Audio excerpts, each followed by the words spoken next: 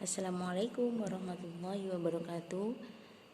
Alhamdulillah hari ini kita memasuki peskil hari kedua ya anak-anak. Dan untuk materi hari ini Ibu akan menjelaskan sedikit tentang berwudu. Pasti anak-anak sudah tahu tentang tata cara berwudu atau mungkin pengertiannya. Nah, di sini kita akan membahas apa sih wudu itu. Jadi arti dari berwudu itu apa? Yaitu membersihkan anggota wudu. Nanti kita akan sebutkan apa aja anggota wudu. Nah, jadi pengertiannya membersihkan anggota wudu untuk menghilangkan hadas kecil, ya. Itu pengertian dari berwudu.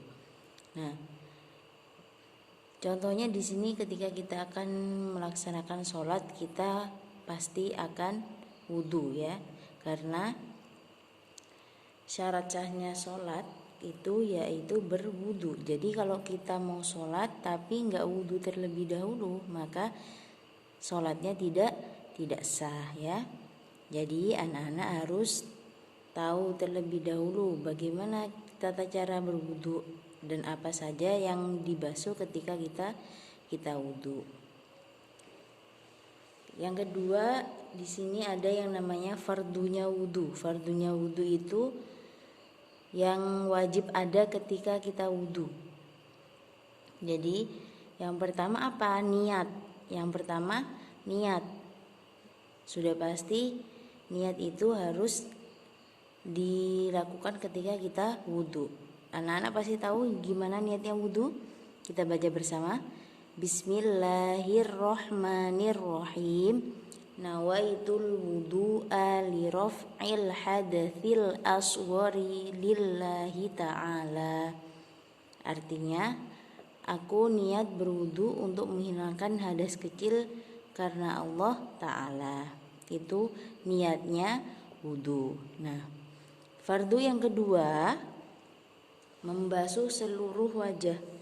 Ya, membasuh seluruh wajah dari mulai tumbuhnya rambut di kepala ini sampai batas telinga kanan di bawah dagu dan sampai batas telinga kiri. Pokoknya seluruh wajah. Pasti anak-anak sudah tahu wajah itu yang mana. Jadi dari tumbuhnya rambut ini di kepala itu dibasuh semuanya. Nah, itu fardunya wudu. Jadi fardu itu yang wajib ada, yang wajib dikerjakan ketika kita wudu.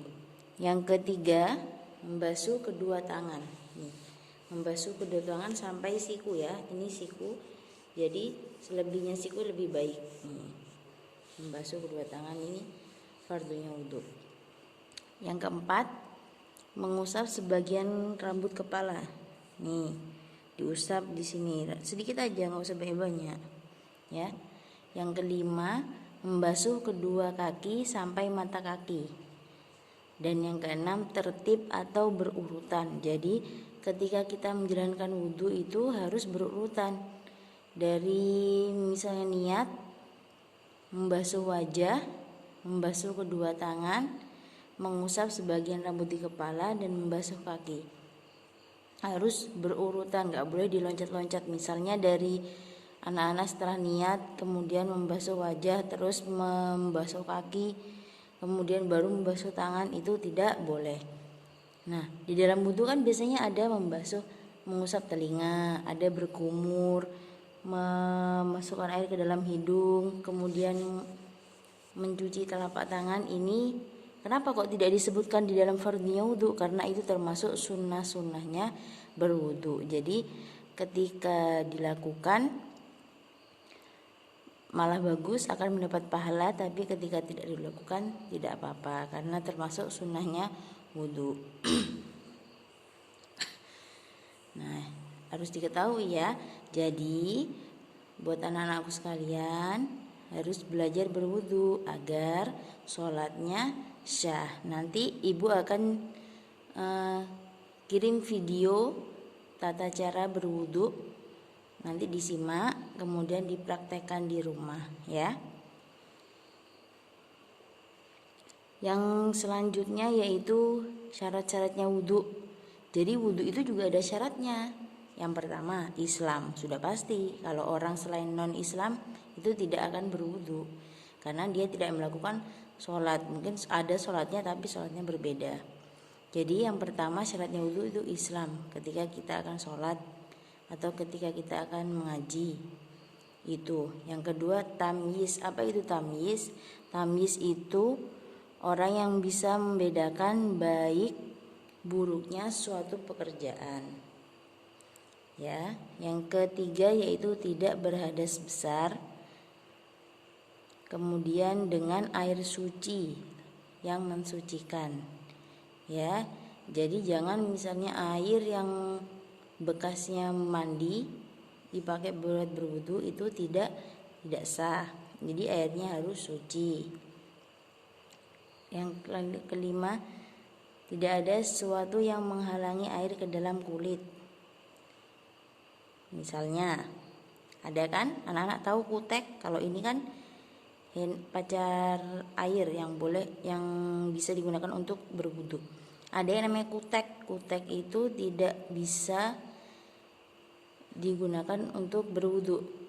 Contohnya gini, ketika kita pakai kutek terus kemudian kita berwudu, itu air itu tidak akan tembus ke dalam kulit kita. Jadi itu akan menghalangi air masuk ke dalam kulit ya. Kalau yang ibu pakai ini sah digunakan untuk sholat ataupun berwudu, itu nggak apa-apa. Tapi yang kutek yang bisa dikelentek itu tidak boleh. Yang terakhir, mengetahui mana yang wajib atau fardu tadi dan mana yang sunnah. Nah, itu syarat-syaratnya untuk berwudu. Nah, anak-anak wajib tahu juga apa saja yang membatalkan wudu, sudah pasti tahu kan? Misalnya kentut, buang air kecil, buang air besar, itu membatalkan wudu. Kemudian bersentuhan kulit antara laki-laki dan perempuan, ya. Tapi kalau sama misalnya anak-anak sama bapaknya sama kakaknya itu nggak apa-apa. Kalau sama orang lain kayak temannya itu bisa membatalkan wudu. Nah, nanti kita belajar tata cara wudu seperti yang ibu sebutkan tadi. Sudah nanti ibu kirim videonya tata cara berwudu, tolong diperhatikan. Untuk tugasnya mungkin anak-anak praktek wudu nanti di video sama orang tuanya ya. Diperhatikan video tata cara berwudu yang ibu kirim, nanti anak-anak buat video tata cara berwudu. Jadi belajar wudu, nggak apa-apa kalau salah-salah karena kita masih belajar. Mungkin itu saja yang bisa ibu sampaikan. Kurang lebihnya mohon maaf. Tetap semangat puasanya, jangan sampai jebol. Assalamualaikum warahmatullahi wabarakatuh.